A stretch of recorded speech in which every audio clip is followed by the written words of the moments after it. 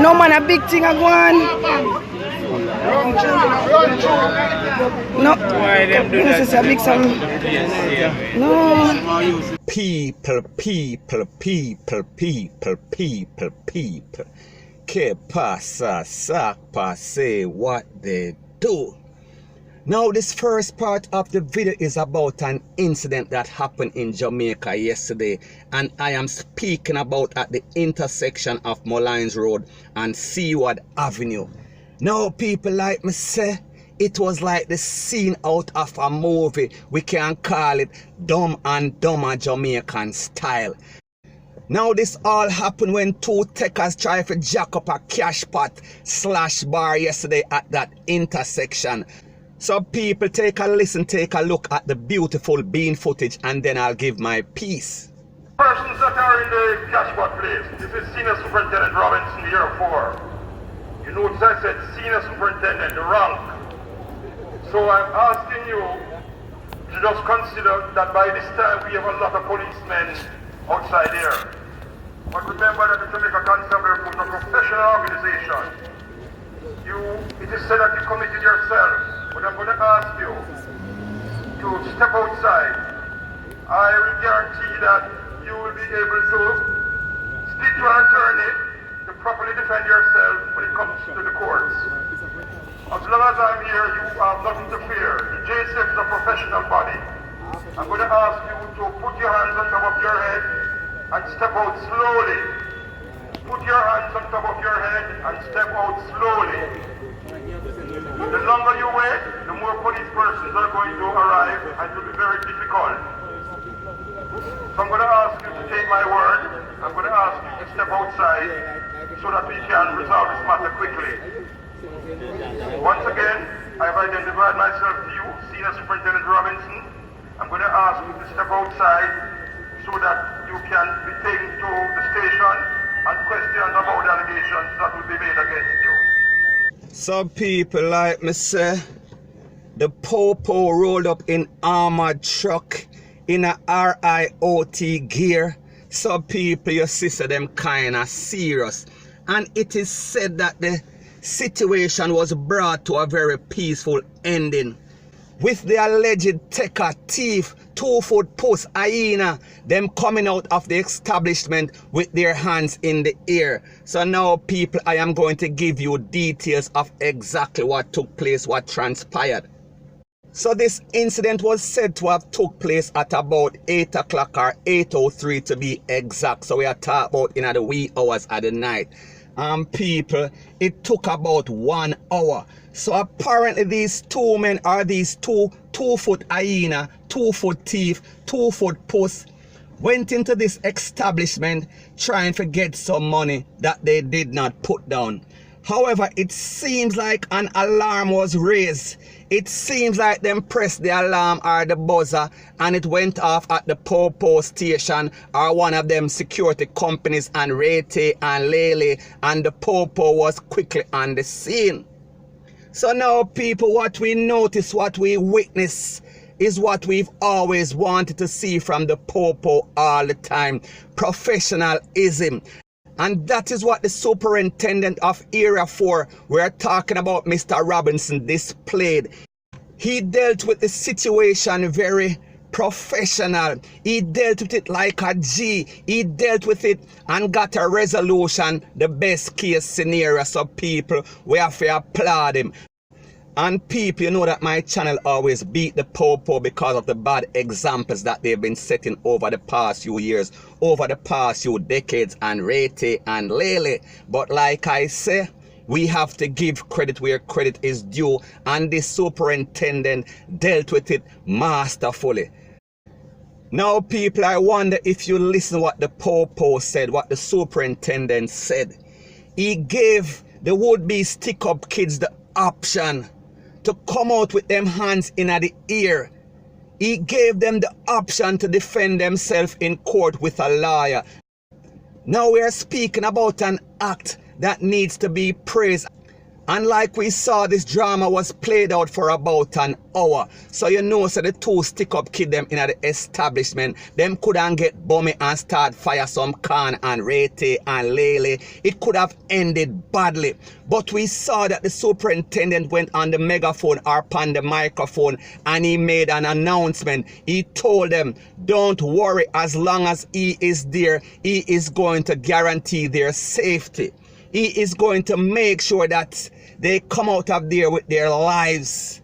He is going to make sure that all the hostages are okay. He is going to make sure that the situation is resolved in the best way possible for everybody involved. We are talking about the 2-foot post. We are talking about the Popo. We are talking about the JDF.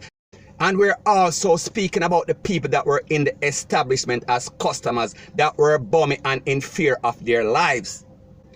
So we saw that the superintendent dealt with it like a G negotiator, because you know that when people are under pressure, and the longer that they stay under pressure is the more that they will bend or break. And people, like the man say, come out now with your hands in the air. Come out now and don't wait too long, because the longer that you wait, you're going to have some boomy po-po on the scene. And you know, so when the boomy po-po them come on the scene, them nah take no chat, them nah listen to the superintendent, because if them bust up the people them face, they are always going to beat it in a court, point blank and period.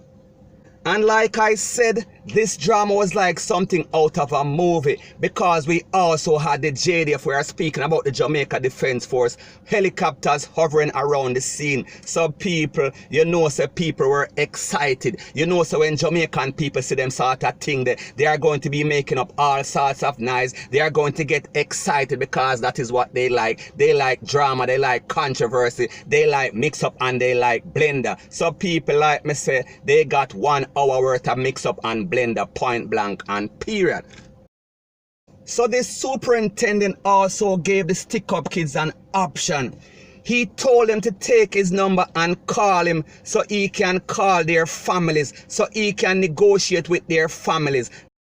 Now people, like me say, we are speaking about professionalism once again, because he gave them the option to do something that was right. He gave them the option once again to right their wrong. He gave them the option so he can call their family, so their family can talk to them and negotiate, so that they did not make a wrong move and make the situation even worse, point blank and period. So the moral of the story is this. This drama, this passa, this mix-up that took about an hour ended up in the best case scenario, with the tech of them coming out with their hands in the air, no t-shirt, so therefore the Popo can see so them not have no fire stick and Rete and Lele.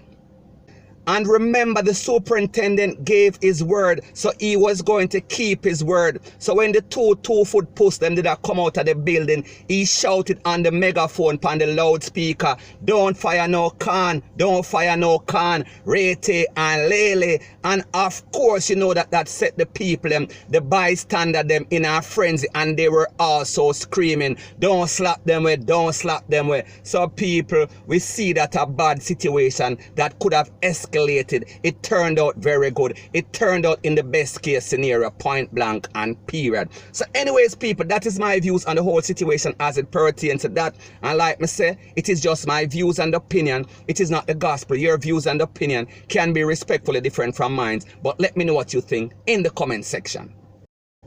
So the next thing that I want to address is that this morning I got up, I got a mail, I got a warning from YouTube saying that one of the videos that I put up maybe about a day or two ago violated their community guidelines.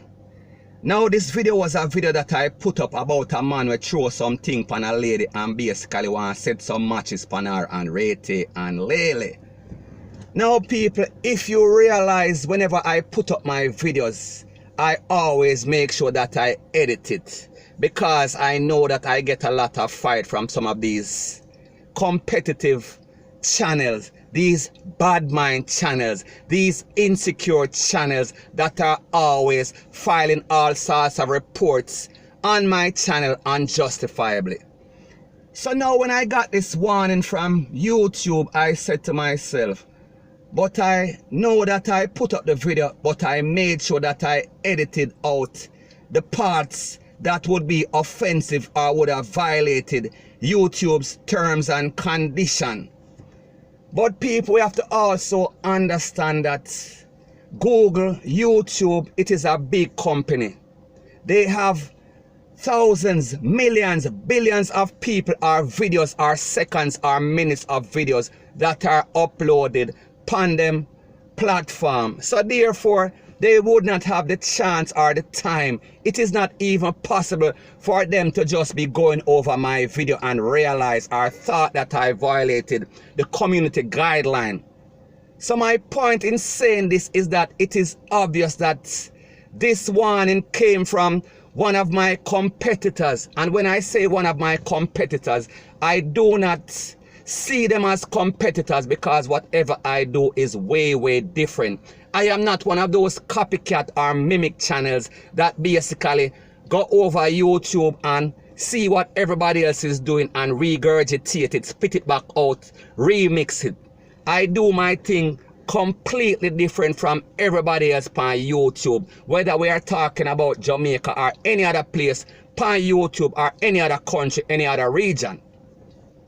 So, like I said, people, this only shows, and when you hear I speak about how people are bad mind, and we are speaking about these Jamaican bloggers, and I am speaking specifically to the top ones, and people that are always on YouTube and speaking all kind of unity and positivity. They are a set of hypocrites. And people, like I've always said, it seems like Jamaicans, and I am only generalizing, have a little evil way about ourselves. We have a little crab in a barrel mentality. We have a little insecure thing about us, and not us meaning me, because I am not insecure. I am speaking about these other people, these other bloggers, these other bad mind, hypocritical bloggers. And people, let me tell you something. What I am saying, I am not just ranting, I am speaking facts.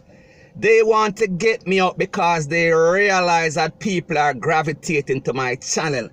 So this message is to YouTube and the subscribers. I am talking about people that watch the Jamaican bloggers, them and Rete and Lele. We have to understand that people have ulterior motive. People do things because they are insecure. So therefore, we have to understand that the Jamaican culture and the YouTube culture might be a little different, and we might not understand each other. And I am speaking specifically about the workers on YouTube. They might not understand the Jamaican culture. And even though I put up that video and I said this man put this thing on the lady and set matches to it and Rete and Lele, I was not going to actually put up the actual footage because I know better. However, these bad mind bloggers, they are going to report it because they know that they are going to play on YouTube's ignorance, and they are going to play on the difference of culture because they are not going to understand. They are only going to see the title and they are only going to see a video, but they would not know exactly what is going on. So people, my point is that these bloggers are bad mind. They are a set of hypocrites and they are trying to get out my channel. But at the end of the day, people gravitate to my channel because it is different. It is about my personality. It is about my delivery and Rete and Lele. So unless they plan to steal my style, steal my formula, steal my delivery, it is an exercise in futility. They are only wasting their time because the people them done already check for me. Them done already love me. So therefore, there is no turning back. It is upwards and onwards from here in point blank and period. So anyways, people, that is my views on the whole situation as it pertains to that. And like me say, it is just my views and opinion. It is not the gospel. Your views and opinion can be respectfully different from mine. But let me know what you think in the comment section. Bless up.